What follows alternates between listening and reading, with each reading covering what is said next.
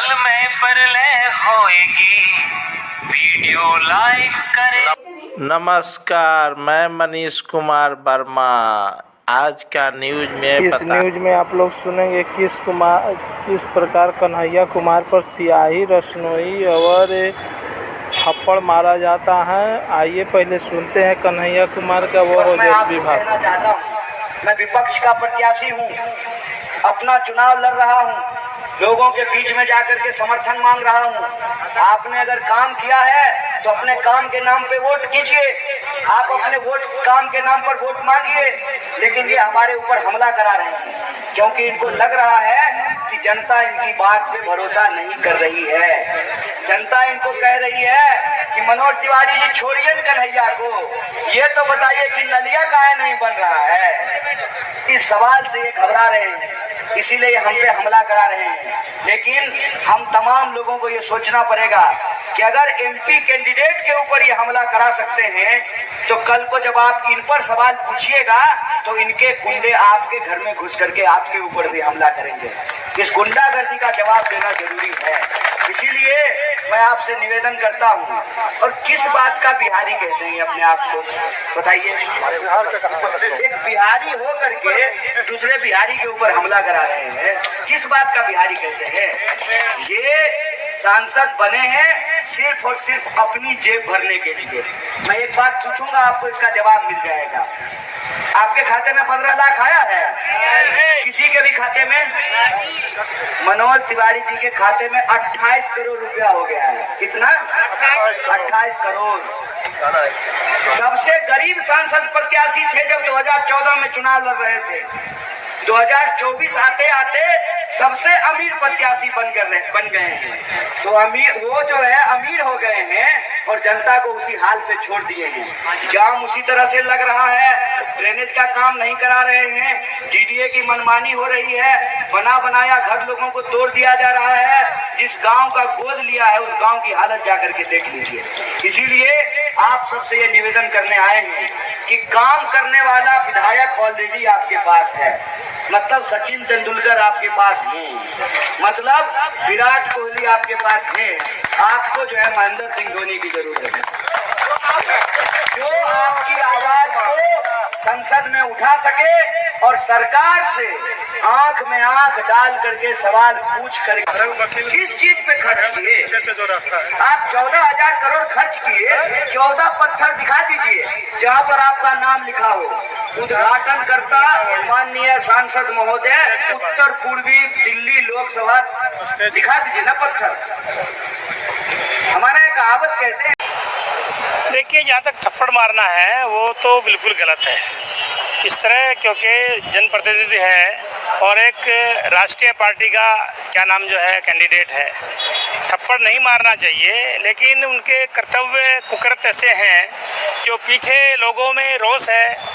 ऐसे आदमी को नहीं उतारना चाहिए था, अब उतारा है तो उसके बाद अगर उन्होंने कर दिया किसी कार्यकर्ता ने जोश में आके तो कोई बात नहीं, उसका अपना मन है, उसने अपने मन की बात निकाल ली है।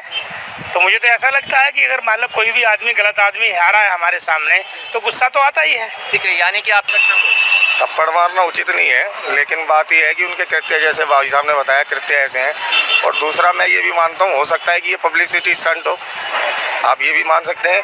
क्योंकि अगर कोई अपना रोष ही निकालता तो जूते की माला पहना के जब थप्पड़ मारता, ना कि फूलों की माला पहना के थप्पड़ मारता। अच्छा। हाँ जी, तो हो सकता है ये पब्लिसिटी स्टंट भी हो। हाँ जी, बिल्कुल बिल्कुल। लोगों के सबके अपना अपना विचार है, विरोध करने का सबका अपना अपना तरीका है। हम लोगों ने तो, हमें पता है कन्हैया कुमार ने जैसे भड़काऊ नारेबाजी करी थी जेएनयू के अंदर, दुख हमारे अंदर भी है, रोष हमारे अंदर भी है, लेकिन हम उसका जवाब बटन दबा के देना चाहते हैं। भाजपा को वोट देके हम इनका विरोध करना चाहते हैं। अब जिस व्यक्ति को जैसा उचित लगा उसने वैसा जवाब दिया, उसकी अपनी निजी राय। रोष है, लेकिन आप कह रहे हैं वो डेमोक्रेटिक तरीके से रोष। हाँ, डेमोक्रेटिक तरीके से हम बटन दबा के उसका विरोध करेंगे, ना कि मारना उचित था नहीं वैसे, लेकिन बाकी उसकी अपनी इच्छा। हो सकता है इसी ने पैसे देके उसे बुलवाया हो कि भैया मेरा मार दियो थप्पड़ बीच में। अच्छा, ये भी आप लोगों के कयास है? हाँ जी जी जी, बिल्कुल ऐसा हो सकता है, क्योंकि केजरीवाल के साथ भी पहले ऐसे ही हुआ है और आपके भी इसके साथ भी ऐसा ही हुआ। अलग होता है, उस भाई का तरीका एक अलग होगा।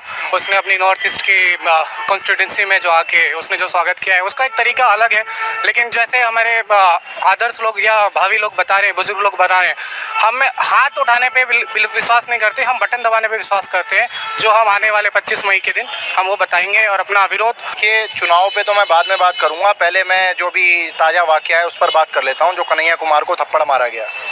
देखिए, अगर आप इस पूरी घटना को समझना चाहते हो तो मुझे केवल 1 से 1.5 मिनट का पूरा समय दीजिएगा। क्या था, जब हम छोटे बच्चे थे, हम स्कूल में पढ़ा करते थे।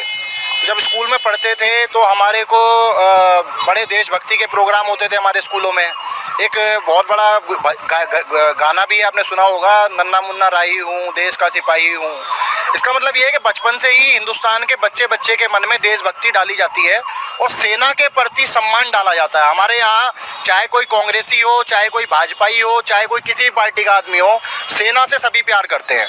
ये जो कन्हैया कुमार है, इसने, आपको याद होगा, एक बार एक स्टेटमेंट दिया था कि जो देश में, जो कश्मीर में सेना है, वो सेना औरतों के बलात्कार करती है। आप मुझे बताइए, आप चाहे किसी भी विचारधारा के व्यक्ति हो या यहाँ जितने भी लोग खड़े हो किसी भी विचारधारा के व्यक्ति हो, क्या हम में से कोई ऐसा सपने में भी सोच सकता है कि जो सेना है हमारी, जो हमारी सेवा कर रही है, हमारी रक्षा कर रही है, जिसकी वजह से आज हम यहाँ सलामत खड़े हैं, वो औरतों के बलात्कार कर सकती है क्या? जो व्यक्ति सेना के प्रति इस तरीके के बयान देता हो, ऐसे व्यक्ति के प्रति लोगों के मन में बहुत ज़्यादा नफरत भरी हुई है। और आप ये समझिए कि नफरत दिखाने का तरीका सबका अपना अलग अलग है। कोई वोट दे करके नफरत दिखाएगा, कोई गाली दे करके नफरत दिखाएगा, तो कोई ना कोई थप्पड़ मार के भी नफरत दिखाएगा।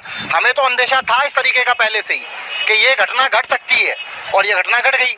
आपको ये भी समझना पड़ेगा कि असेंबली के अंदर भगत सिंह ने जब बम फोड़ा था, तो बम क्यों फोड़ा था? बम इसलिए फोड़ा था कि जो गूंगी और बहरी जो सरकार थी ना, उसको सुनाने के लिए वो धमाका जरूरी था।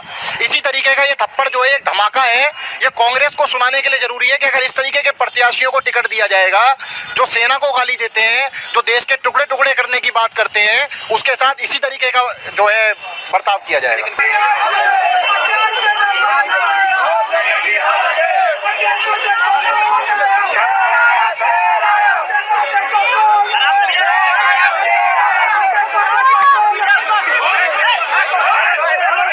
और देख सकते हैं यहाँ पर कन्हैया कुमार के ऊपर सीआई करते हैं, शेर की तरह हमला करके भागने वाले लोग नहीं है हम। जब तक हमारी एक महिलाएं सुरक्षित घर नहीं चली जाती है, हम यही खड़े हैं और यहाँ से चुनौती देते हैं भाजपा को। देखिए, आप में अगर दम है तो आप जनता से वोट मांगिए। जनता ने आपको 10 साल वोट दिया है, 2 बार सांसद बनाया है, मुझे 1 महीने पहले सांसद प्रत्याशी बनाया गया है, 1 महीने पहले।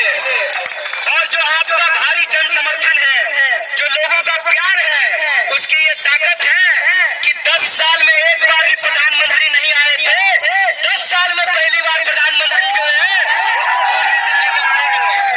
इसीलिए मैं प्रधानमंत्री जी से कहना चाहता हूँ, प्रधानमंत्री जी, आप कहते हैं बेटी बचाओ बेटी पढ़ाओ, हमारे कार्यक्रम में महिलाएं आई हुई थी। जब तक हमारी एक महिलाएं सुरक्षित घर नहीं चले जाती है, तब तक हम यहाँ खड़ा रहेंगे। मनोज तिवारी जी, जितना गुंडा भेजना है भेज दीजिए, हम आपसे डरने वाले नहीं हैं, हम आपसे डरने वाले नहीं हैं। हमारा नाम कन्हैया है और ये यमुना का किनारा है। हम यहाँ आए हैं तो उत्तर पूर्वी दिल्ली की जनता का न्याय दिलाने बिना हम पीछे नहीं हटने वाले हैं। इसीलिए आप तमाम कार्यकर्ताओं से भी अपील है, साथियों, हम गांधी के सिपाही हैं, हम भगत सिंह के रास्ते पे चलने वाले हैं, हम डॉक्टर बाबा साहब भीमराव अम्बेडकर के बनाए संविधान की रक्षा कर रहे हैं। आपसे हम यही आग्रह करते हैं कि जो कायर होते हैं वो हमला करते हैं, जिनके अंदर साहस होती है वो सत्य के लिए संघर्ष करते हैं। हम सत्य के लिए संघर्ष करेंगे और अपने हक के लिए लड़ेंगे। और उत्तर पूर्वी दिल्ली की जनता की जो समस्या है, चाहे जाम की समस्या हो, सड़क का चौड़ीकरण हो, जल भराव की समस्या हो, अच्छा स्कूल और अच्छा अस्पताल बनाने का सवाल हो, डबल पुसरा रोड बनाने की बात हो, भजनपुरा तक सड़क का चौड़ीकरण का सवाल हो, इन सवालों पर हम संघर्ष करेंगे।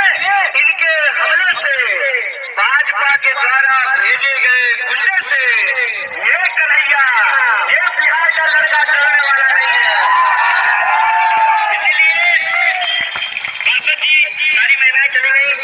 गंगा जी को कल गाली देने वाला आज अपने आप को ब्राह्मण कह रहा है, आज अपने आप को सनातनी कह रहा है, जूते खाने लायक आदमी है। दिल्ली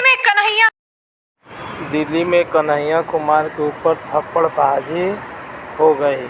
आइए देखिए किस प्रकार लोग प्रतिक्रिया पर प्रतिक्रिया देते जा रहे हैं।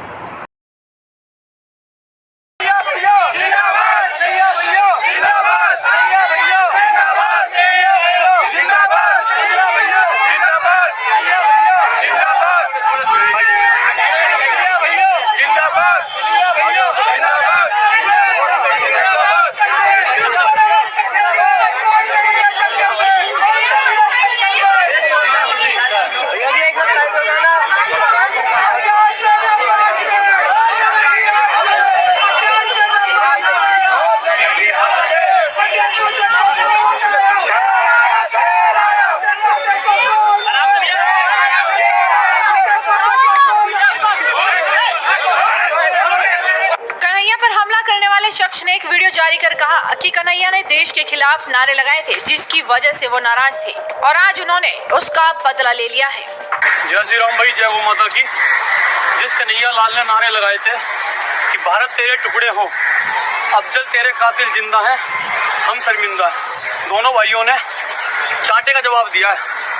चौथे पुस्ते पे रैली थी यहाँ पे, चौथे पुस्ता उस्मानपुर पे रैली थी भाई, और वहाँ बोल के मुंह पे साई फेंक कर मुंह पे चाटा देके जवाब दिया है कि भारत के टुकड़े कोई नहीं कर सकता जब तक हमारे जैसे सनातनी शेर जिंदा है। तोड़ने की बात करता है, इसे दिल्ली में भी नहीं घुसने देंगे। ये भारत के सैनिकों को देशद्रोह वो बताता है, रेपिस्ट बताता है। इसका इलाज कर दिया है, आप लोगों को न्यूज पहुंच जाएगी सभी को। बहुत बढ़िया इलाज कर दिया, जो कहा था वो कर दिया। जितने भी आर्मी के जितने भी जवान हैं, भारत माता की जय का बदला लिया जी। इंडियन आर्मी जिंदाबाद, गौ माता की जय, जय श्री राम, जय गौ माता, जय गौ, भारत माता की जय। आपको बता दें कि कन्हैया कुमार पर हमला करने वाले आरोपी सुनने के लिए देखते रहिए MSJP न्यूज। सत्य, संघर्ष और अपना ज्ञान बढ़ाने के लिए MSJP न्यूज एक बार अवश्य देखें, अपना राय कमेंट बॉक्स पर अवश्य भेजें। जय हिंद, भारत माता की जय।